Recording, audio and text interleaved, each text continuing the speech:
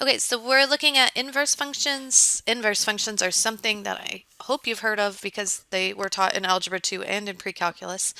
We're not going to do a lot with calculus with them. I'll kind of explain how the derivatives of an inverse function would work. But our goal today is basically to remember what an inverse function looks like and how we can find one algebraically. So when I just Googled inverse functions, these are what comes up. So basically you're switching the input and output. This notation right here, I'll show you later. We use this notation for inverse. It's f to the -1. That means the inverse. So these two functions are inverses. You're basically undoing it. So the opposite of adding is subtracting. The opposite of multiplying is dividing. So you're undoing a function. But I'm going to start with visually what these look like. So I have Desmos up. Here's Desmos on my screen. An inverse function is a reflection over the 45-degree angle or over y equals x. So if you see here, this function that I have graphed is y equals x. So if I want an inverse, here's a function. The inverse of this function would be the reflection over this line. So here's its inverse. You see how this point is a reflection. This point is the reflection. This point looks like it's like 4, 1 point, I don't know, 4. So that means at 1.4, I should equal 4. So like right about there, well, maybe it's 1.36. So here, 1.36 is 4. So do you see I have 4, 1.36, I'm rounding. And then here, at 1.36, I should have 4. There it is, somewhere there, close to that. So like this point right here is 0, 0, and then 0.8. So that means at 0.8, I should have 0, which I do, close, right there. So those are inverses. Basically the x and the y switch. That's what an inverse function does. In terms of calculus, what that means is at those inverse points, our slope of our tangent line should be an inverse. So like if I know at this point, actually let's look at two easier functions so I can find the point. So let's look at a different inverse here. This is x squared. This is a graph you've seen since Algebra 1, just the basic parent function. Its inverse is the other parent function, which is the square root of x. So these are inverse functions. So if I look here, a point on this graph is 2, 4.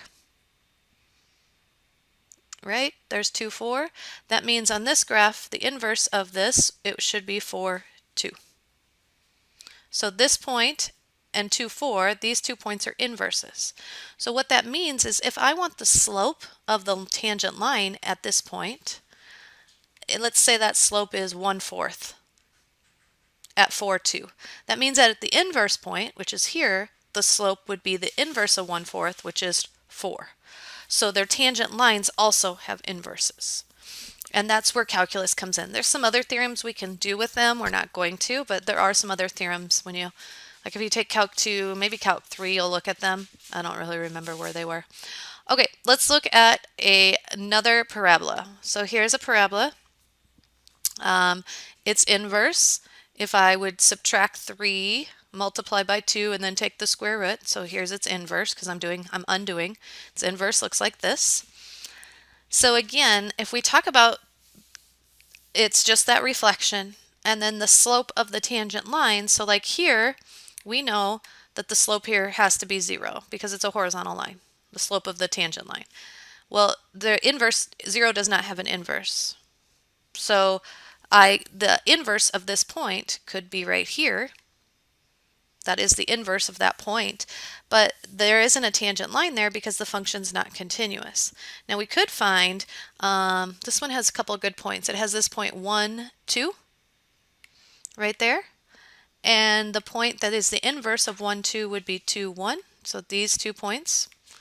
Let me see if I can just add them so you can see them. So we have the point 1, 2, and then we have the point 2, 1. So those are inverses of each other. If I found the tangent line, which I did for both of those points, here is the tangent line. So that's the calculus part. for the x squared, and here is the tangent line for the square root of 2x minus 3. Now, if you look at their slope, they're both 1, and that's because the inverse of 1 is 1. So that's really what an inverse function is. It's a reflection over the x-axis. And then what you need to remember for calculus is if you find an equation of a tangent line using derivatives, let's say your derivative would equal 4, your tangent slope would be 4, that means the inverse slope would be 1/4. So your inverse functions also have inverse slopes for their tangent lines. So that's visually what they look like. You don't really have to know a lot about the slopes today, but you need to be able to say, like, if you look at those two functions, you can tell me their inverses because it's a reflection over the y equals x line. Other than that, what do you need to know about inverses? Well, this is going to go back to a little bit more just algebra. So let me get my examples here. If you have f of x is equal to 3x plus 1, and I ask you to find the inverse. So remember, this notation means inverse. F to the negative 1 is inverse. What steps do you need to take? Well, an inverse means you're going to switch x and y. So I could also write this as y equals 3x plus 1. And then I could switch my x and y. So now I'm going to switch them. So I'm going to say x equals 3y plus 1. So then I'm going to solve for y. So x minus 1 equals 3y. So y equals x minus 1 over 3. So the inverse function would be x minus 1 over 3. And some of you are like, I could have figured that out without doing the work. That's fine, because what you're doing is the opposite. So instead of adding 1, I'm undoing that. I'm subtracting 1. Instead of multiplying by 3, I'm dividing by 3. There might be harder functions. I know that on the WIT common assessment, you might have, like last year there was a function, I'm making this up, I don't remember if this was the exact function, but it looks something like this, and they asked you to find the inverse of that function. So f to the negative 1. So this one's a little bit more algebraic. Some of you still might be able to do this without using algebra, but what I do is I set it up like this, y equals 3x plus 1 over x plus 2.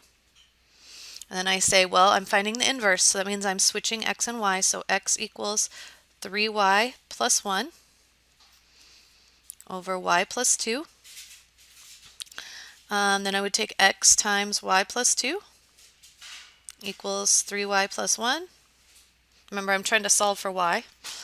So I have xy plus 2x equals 3y plus 1. Again, I'm trying to solve for y. So what I'm going to do is I'm going to put everything with y on one side. So xy minus 3y equals 1 minus 2x. I can factor out a y, so y equals x minus 3. Or y times x minus 3 equals 1 minus 2x. So y equals 1 minus 2x over x minus 3. This is your inverse function. So that one's a little bit more complicated, and some people can get that without doing all those steps. I have to do those steps. I have to see the steps to make it work. Some other inverses you might see is like if I give you f of x equals x to the 12th. Again, so that means y equals x to the 12th. So if I switch x equals y to the 12th, how do you get rid of a 12th power? You take the 12th root. So then those cancel. So y equals the 12th root of x, which is also, I could write that as f to the negative 1 of x, because that's the inverse. So what you're going to do today is find inverses and be able to say which ones are inverses. That's it. The assignment is a Canvas assignment. It's multiple choice, and it's from your book. So good luck. Email me if you have questions.